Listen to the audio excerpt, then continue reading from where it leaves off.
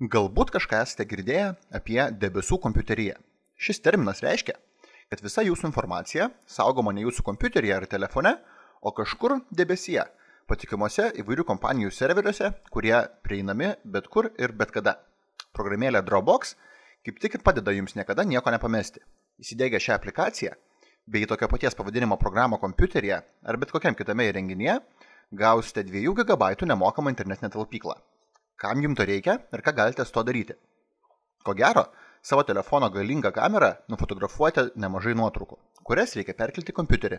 O kompiuteryje turite filmų, muzikos ar dokumentų, kurias kartais norite pasižiūrėti, paklausyti ar paskaityti telefone. Kiekvieną kartą jungti telefoną laidu – tikras vargas.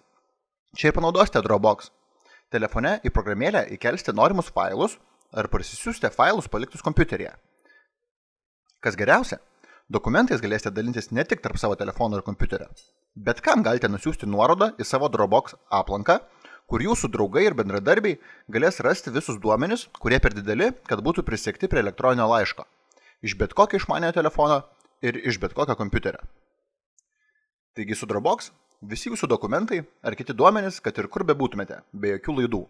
Šią programėlę, kaip ir daugybę kitų, rasite internete adresu programėlės.omnitel.lt.